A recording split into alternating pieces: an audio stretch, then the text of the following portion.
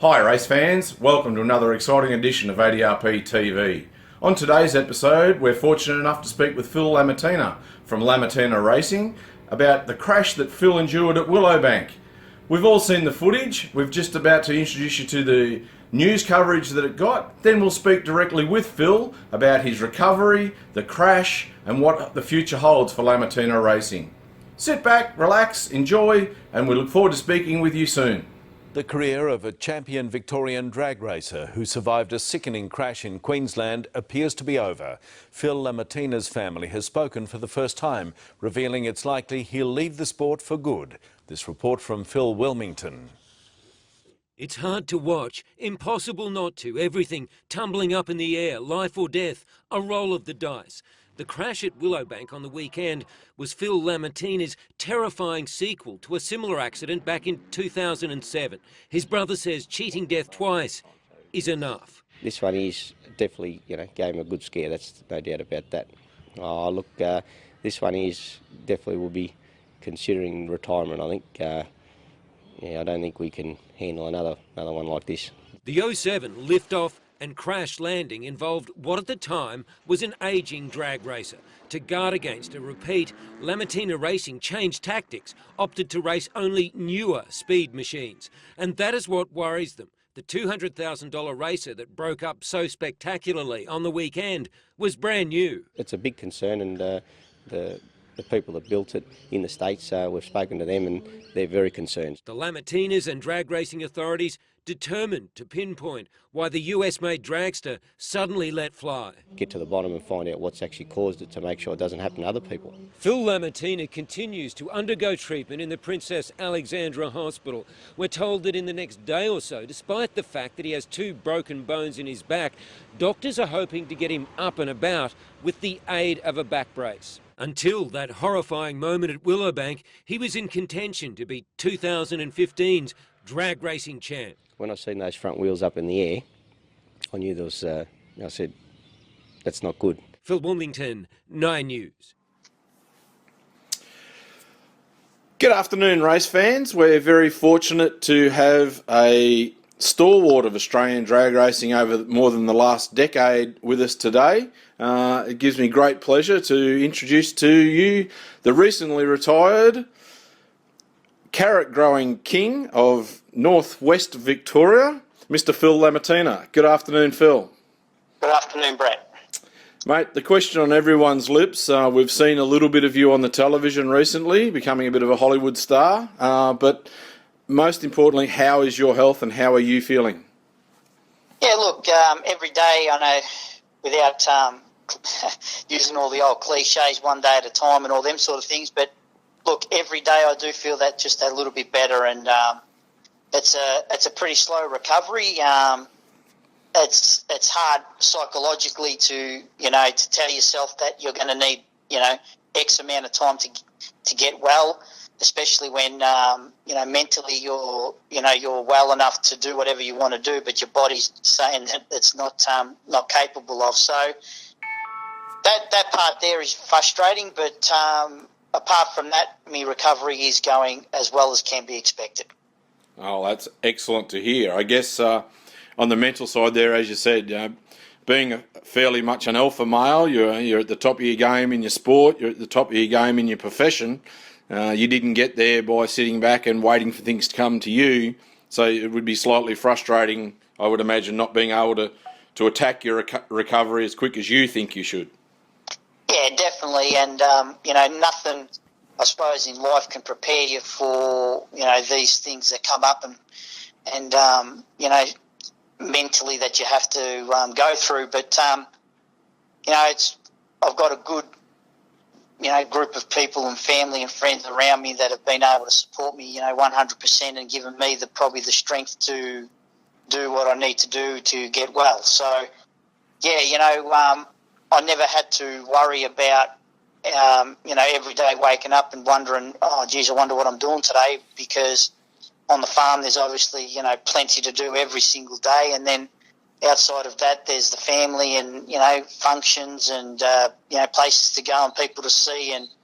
And always there was always, the racing as well. So, life was, busy enough. You say, oh, how busy, but look, it was just, you just kept doing what you had to do and taking time to do what you needed to. So, it's been different. It's been different since the accident, but what I know is that eventually I'll be able to get back into that same old groove, and I'm looking forward to that. Excellent. That's great to hear that you've got the confidence of 100% recovery. So let's go back a little bit to the Winter Nationals, and if you could obviously talk us through a fairly painful moment in your life and obviously a very scary moment in your life. The car looked like it was on a number, so if you can talk to us from the get-go, that'd be great. Yeah, look, the Winter Nationals was going, well for us.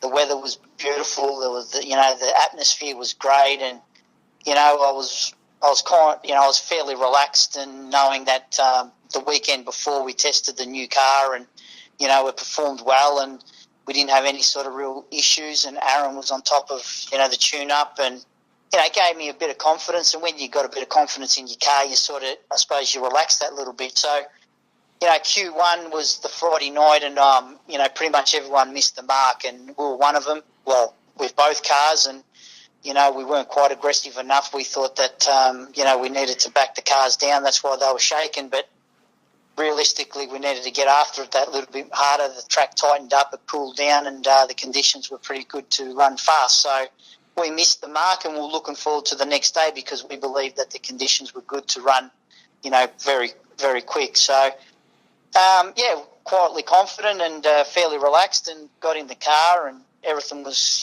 very normal, and the car fired up and done the burnout. Everything, like I said, just run-of-the-mill, normal run, back up, everything going good, and then got sent in and went in, turned the light on, and newbie in the other lane, he turned his light on, and we're looking all good, and put on the high side, stepped off the clutch, bumped it in.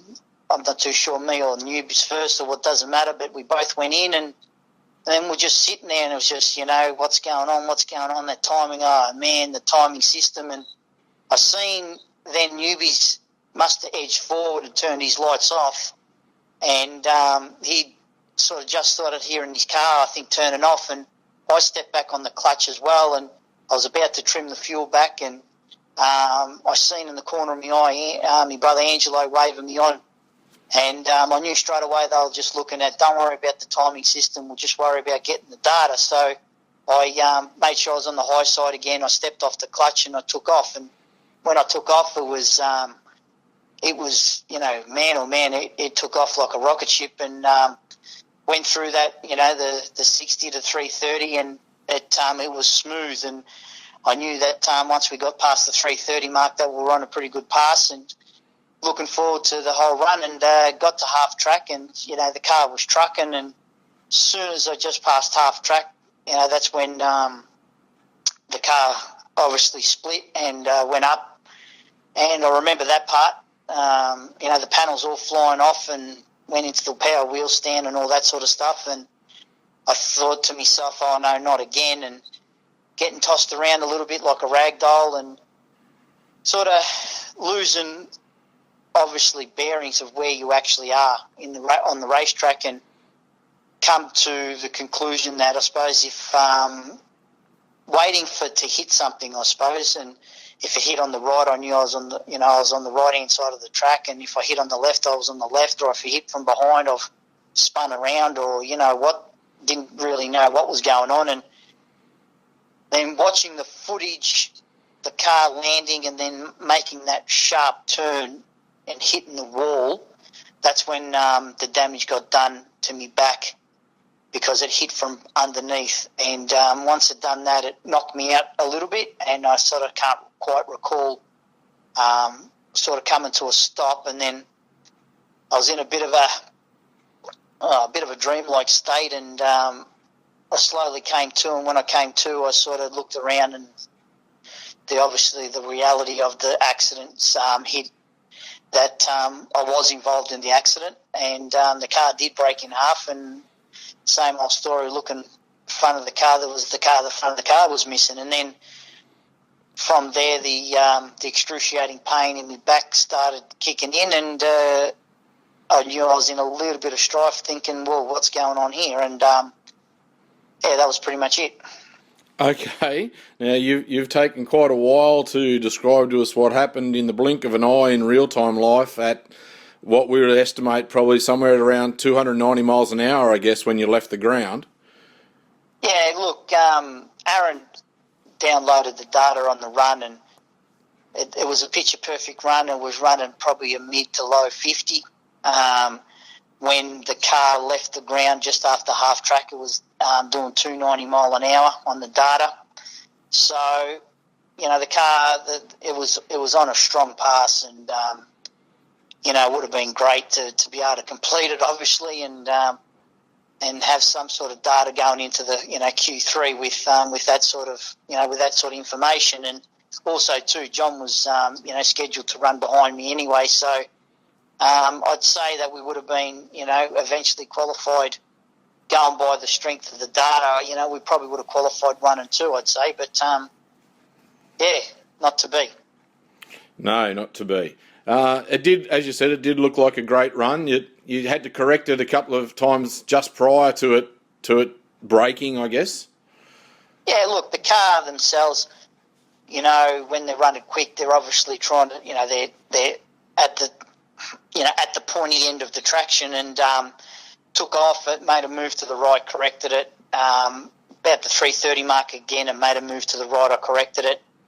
And then it got to half track and made a move to the right, and I corrected it. And as soon as I corrected it at that half track, I think what ended up happening at this stage, you know, just a combination of a few things, but there's that little bit of a dip just in the transition from the, you know, at the half track mark, and combination of maybe unloading the chassis, turning to the left, the integrity of the front was compromised, and that's where I wouldn't say that was the cause, because I believe the design and structure of the front end of the car needs to be changed or added to, or whatever they want to say. But them circumstances don't help when the car's sashaying down the racetrack. But that's not an excuse, because all fuel cars sashay down the racetrack.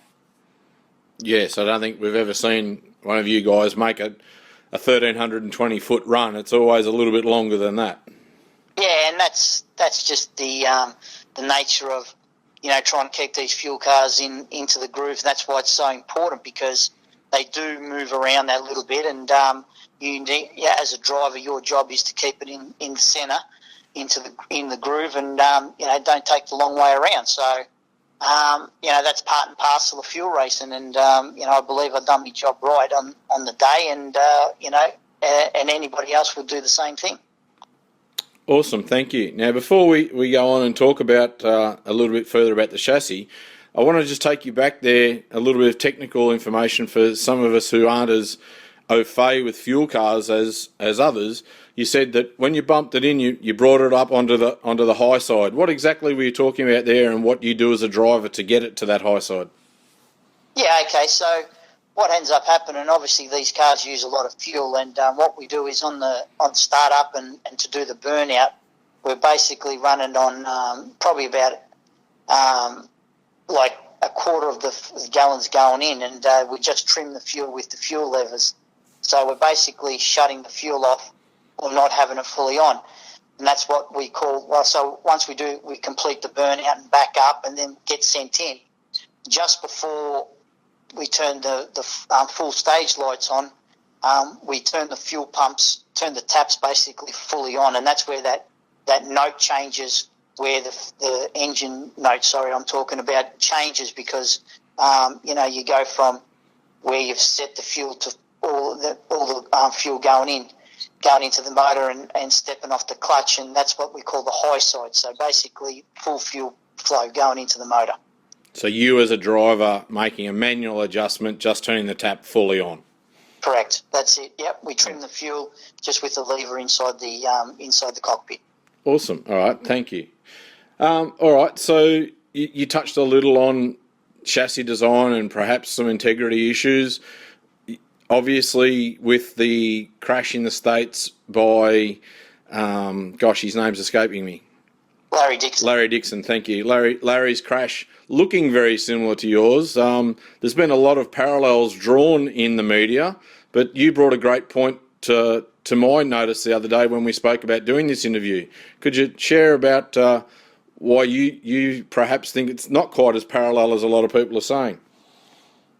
Well, I'm not. I don't intentionally want to get into a he said, she said, all sort of thing in when it comes to that, because they're still looking into there's a committee in America having a bit of a look into both crashes. But at the end of the day, Dixon's crash was on a car that done quite a number of passes. So, and not only that, it's a different manufacturer.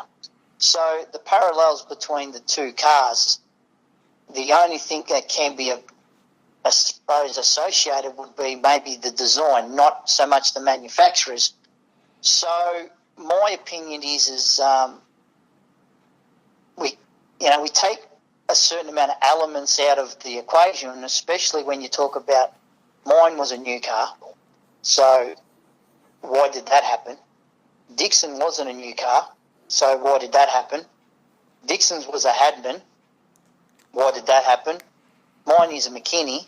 And why did that happen? So there has to be something else binding these cars and why they did what they did for this to happen. And I believe it's the design. It's as simple as that, because at the end of the day, we're talking about two manufacturers, two different countries, two different drivers and all that sort of thing. And both crews, I believe, professional enough to be able to put a race car on the racetrack. So what's happening here? You know what I mean? So it has to be the design. Well, based on everything you've just said, that's about the only commonality between the two, isn't it? I mean, as you said, two totally different manufactured chassis, manufactured in different time frames, different amounts of usage, stress, call it what you will on it, different racetracks, different countries, different men driving them, different crew tuning them. And yet the accidents were incredibly similar. Exact identical results. So, and it's so crazy how I still can't believe how the cars, like in two different incidents, they look identical. What happens to them when they actually break in half, and how the actual chassis react, and they flying through the air and all that sort of thing, and landing and everything. It's freaky how they actually look identical when you run them side by side. Even to the point on my first crash too. If you have a bit of a look, the only difference was I was probably a little bit further down the racetrack. But when you have a look, they react practically identical. It's amazing. Yeah, well, I think obviously I am not a aeronautical engineer, but the amount of downforce that the front and the rear wings apply to those chassis, once something goes terminally wrong, as it did with you, the wings are almost doing their driving on their own, aren't they? They would be dictating what the car was doing. Well, yeah, of course, and that's why they go into the wheel stand, and then they get the air underneath the chassis and creates the lift, and that's what ends up happening. You end up flying through the air. You did touch on that. That was new pipe of yours. The car had only done 4 or 5 laps, and that was the weekend before, or the testing week up there. Now, obviously, you guys have had a big regime since your first crash that you were concerned about. That was an older car, perhaps fatigue played a part in that. So you've been very diligent with your upkeep on your chassis. Very disappointing that it happened on a brand new chassis. Yeah, look, since the accident in 2007, we identified what ended up happening there, and we were kind of responsible to a certain point on that failure of that chassis. So at that point there, we made a conscious decision, and this was just something we made as a team that we were never going to run the cars out any further than the exacted runs that we sort of felt that the cars can do quite comfortably and be safe. So since '07, between buying chassis and complete chassis and front ends, this was the 6th chassis since the accident that either had a front half or were brand new, and that equated to basically 6 chassis in 7 years. So we're basically swapping a chassis out every year. For the simple fact is, yes, did we go completely overboard? Yes, we did. But we felt that was what we were comfortable in doing to make sure that something like this didn't happen. So to have the brand new car do what it did, very, very disappointing and very frustrating, to the point where I'm sort of nearly pissed off, really, because that was something that we felt that we were in control of, and we did what we had to do to make sure that we stayed in the confines of that regime of what we wanted to happen. And for the car to do one full passing testing the week before, a couple of short shut-offs with tyre shake and smoking the tyres, so non-representative passes, non-representative pass on the Friday night qualifying, and then on the Saturday, that was its second full pass. Second. So to have that happen is so disappointing that words really I'm struggling to explain without, I suppose, being and using words that I shouldn't be using. That's all right. That's all right. I think you articulated your point very well, mate. And obviously, as we've heard since, that it has been a catalyst to bring a already planned retirement just earlier forward. Yeah, look, a lot of people might not understand and what was going on internally in our team, but this season coming up was going to be my last season anyway. We ended up deciding to retire at the Winter Nationals in 2016. Now, we're going to cut back to one car, and it was going to be, I was going to be the one car, and we're going to cut back to that and run through the season, announce it fairly early into the season, like probably pretty much at the first round. And from there, we're going to just do basically, the year, go and visit the rounds that we had to visit. Everybody knew what was going on. Hopefully get to the stage where maybe give an opportunity maybe for someone that was looking at stepping into Top Fuel, an opportunity maybe to come and approach us to, have a look at maybe buying our operation by the end of the year, introduce them into the category, give them as much help that they needed, and hopefully after the winters they were going to, maybe something like they would take over and continue on with it, and no car would have been lost out of the category. That was something that we thought that may have happened, and we had we thought about it a long time and weighed it all up and spoke to Fuchs about it, and they were comfortable in that situation and support me and our team in whatever decision that we made. So with all that in mind and knowing all that before we had, we went to the winters, we weren't planning on having a crash and waiting 12 months to recover to have the last 12 months of my racing career. So unfortunately the accident, if you like it or not, the crash brought on the retirement just that little bit earlier. Okay, so we're going to be down to one Lamattina car in the 2015-16 season, and then perhaps not a Lamattina car, but certainly hoping for that car to continue through the 16-17 season with a new owner. Yeah, well, that was, that's obviously if everything went well and it was in a perfect world. But Yes. yeah, so but it gave everybody an opportunity to to know what was going on, and gave us an opportunity to slowly phase out and have a bit of fun and all that sort of thing, and still be competitive. Obviously, there's no one ever goes to the racetrack to lose, and but there was just an end date, and everybody would have known that end date, and there was no surprises. But and unfortunately, that scenario just didn't play out, and I can't change that. So I had to work, or we had to work with what we had, and what we had was the unfortunate situation where I couldn't race, and without race and me being able to race, there wasn't really any point in postponing that decision. Yeah, no, absolutely. Makes a lot of sense.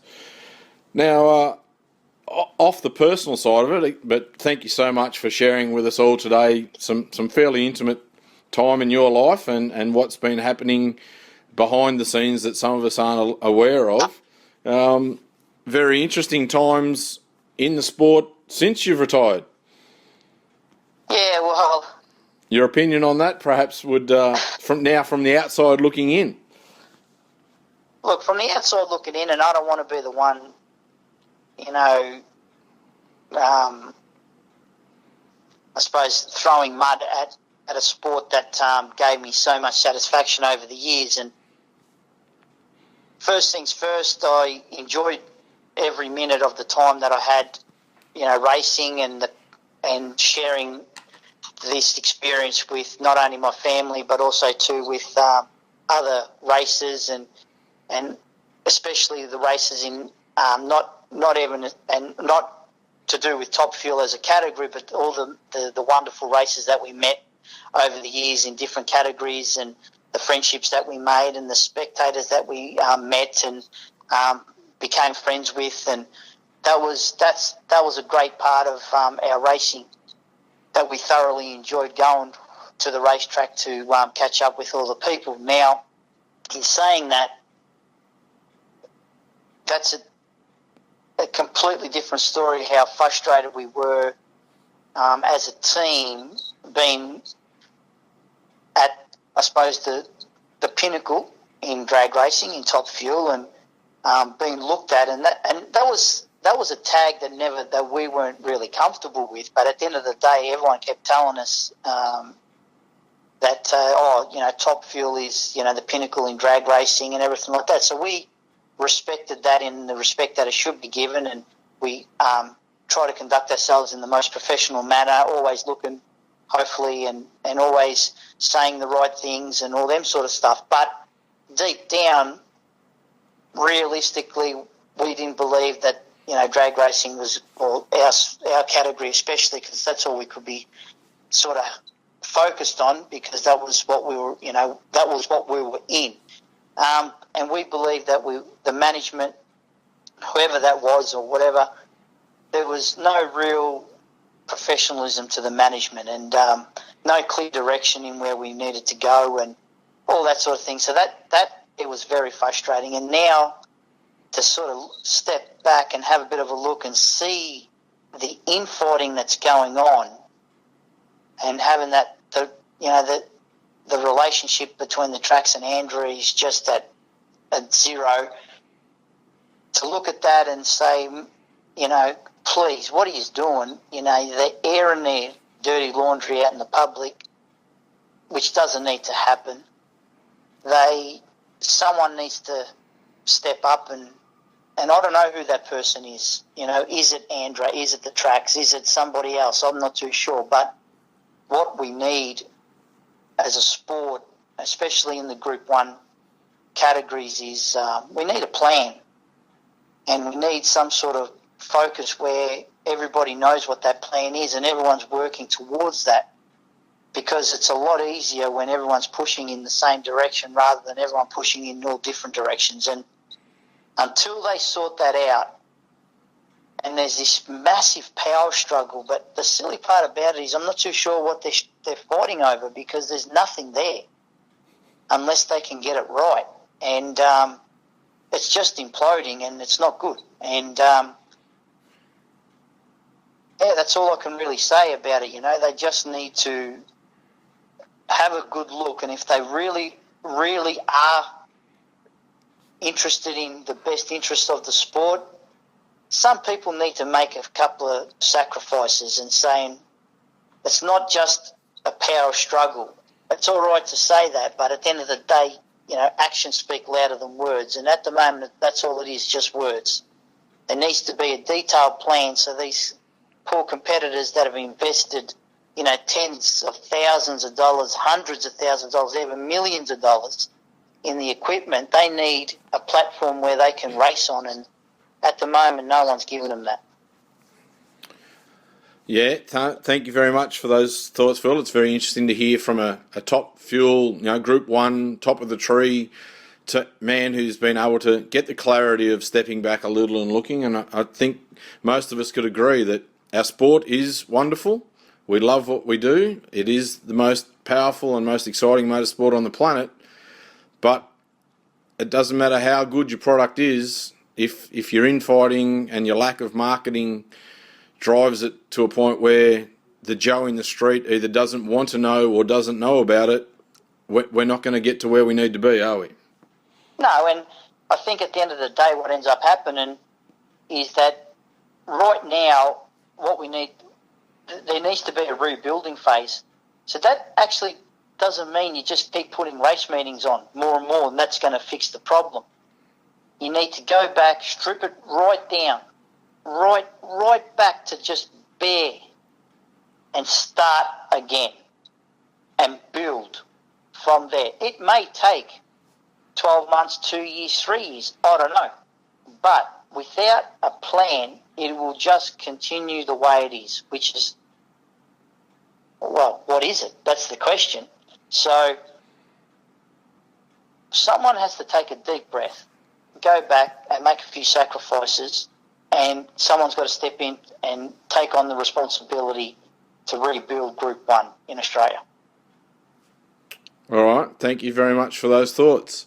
Now, we'll close out on just back to you. It's wonderful that we're able to speak to you today, that you're, A, giving us the time, B, much more importantly, healthy enough after that terrible accident to be on the phone with us today and sharing with all of our viewers what it was like for you personally, and obviously your family have done a great job in supporting you.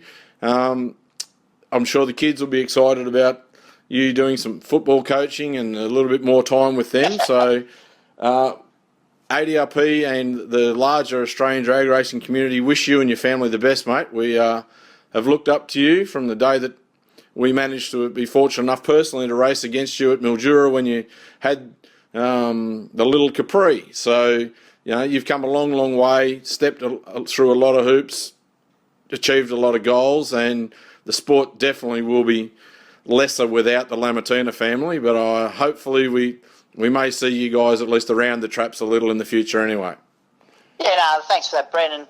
Like I said before, it's been a hell of a ride, and it is unfortunate that we are sort of we have stepped back and we have retired, but at the end of the day, we gave what we could give, and there's a moment in time now where our priorities or our focus has shifted, and that's what happens in life. And sometimes we've got to take the opportunity that life isn't forever, and sometimes you need to just do what you got to do to what makes you happy. So like I said, it's been a hell of a ride, and we've been very proud of what we've achieved over that time and how we've conducted ourselves and as a team and as a family. And we will be sorely missed, and I'm sure that we will be visiting a couple of racetracks over time and catching up with a few people, and that should be good. All right, Phil. Best of luck and speedy recovery. Thanks so much for your time again, and we'll look forward to speaking with you again soon. Cheers. Not a problem. Thanks, Brett. Welcome back, race fans. Wasn't that great hearing direct from Phil about the crash, how he's recovering, and what's going to be going on in the future of Lamattina racing? Well, that's the end of another exciting episode. Thanks for viewing, and we look forward to seeing you next time.